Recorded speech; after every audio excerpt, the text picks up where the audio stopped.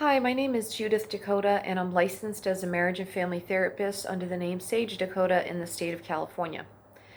I also studied in Los Angeles with an ascended master for almost 20 years. She was a spiritual teacher. She never said she was an ascended master, but I figured out she was after a long period of time of working with her. And one of the things she did teach about was twin flames. And not only did I study with her regarding a whole bunch of different spiritual principles and practices, including twin flames, I also participated in dozens of past life regressions with her, in which she helped me regress back to hundreds of past lifetimes. And in a few of these regressions, I actually regressed back all the way back to the point in time where I would say us humans, but we weren't human then, where we were just pure spirit form. So I wanted to share some information with people because there is so much false information and misinformation on YouTube, on Facebook, and actually some of this information, not all of it, a lot of it is just misguided and misunderstanding and people guessing because they don't really know. But some of it is actually misinformation intentionally being put out by dark energies and dark forces and people who are being influenced by dark forces and dark energies. You need to understand that the beings of light, the ascended masters, the divine mother, father, absolute, they want twin flames to get back together because we ultimately are going to join back together when the ascension is complete. We will join as one conglomerate of light. But the dark forces don't want us to get back together because when we join together, our energy and power is exponentially increased. So I want to explain a few things. The first one is, where do twin flames come from? Are twin flames real? What are they? What's the difference between a twin flame and a soulmate? These are common questions people ask. So first is how we came about, why there were twin flames. This is where it all started. So the very beginning of the story, we as human beings do not know exactly how this all started because we just don't have the capacity with our little pea brains to fully understand all of this. But we do know, I should say, when I say we, I mean people who have regressed back to that moment in time, my spiritual teacher being one of them, I myself being one of them, and I'm sure there are other people out there that I have yet to meet who have also regressed back to these moments in time. But what happened was at some point, parts of the oneness that is the one divine light of divine masculine, divine feminine, parts of that broke off. So there were these like orbs of light floating through the universe, or maybe floating in a different dimension, I don't know. And what happened was some of the dark forces saw these orbs of light and decided, oh, they're separated from the main source of light. They're not as strong, they're weaker, so we're going to excuse me, we're going to split them in half. So these orbs of light contained the divine masculine and divine feminine energies. And these dark forces split the energies in half.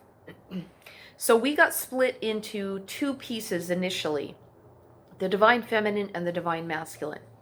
Now, most people think this is what twin flames are. They don't always know that we actually got split in half. A lot of people say, oh no, you're whole, you're not half, you're not incomplete, you're complete by yourself. And this isn't true. We're not complete by ourselves.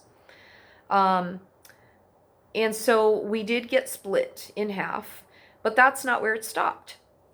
So after we were split in half, the dark forces looked at what was left behind and decided they still have too much power.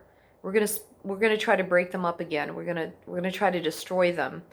And they were able to split each half again. So there are 4 pieces of every one of these orbs of light, and these are the spirits And each one of these spirits can incarnate into a body, into a physical human body.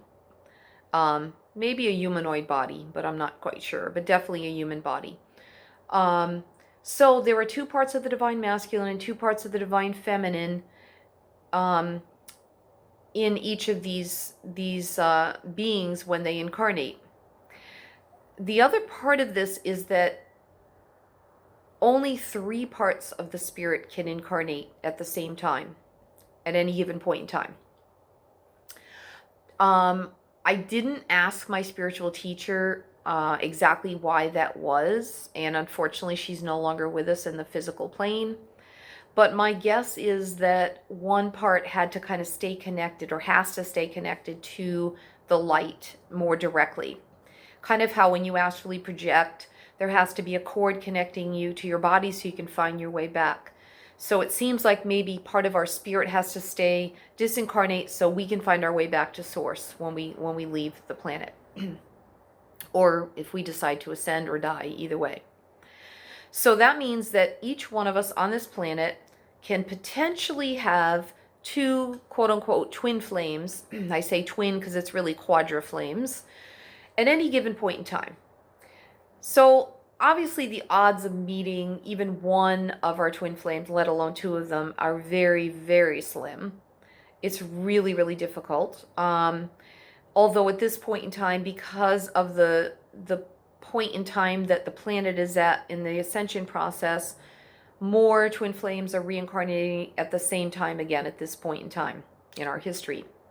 So more people are meeting their twin flame, and this is why there's more talk about it, and it's becoming a more popular term. Unfortunately, it's become a cliche in a lot of circles, and you'll see some psychologists who don't know anything about twin flames coming on YouTube and saying it's just a narcissist, there's no such thing.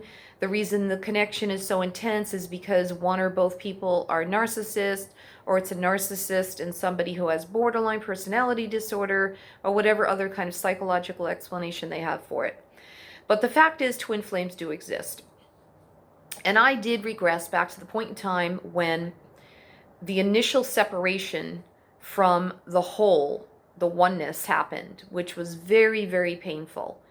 It was like being tossed out of the Garden of Eden, and maybe that's what that story's about. And I'm getting shivers when I say that. And then I regressed back to the point in time when my spirit was torn in half.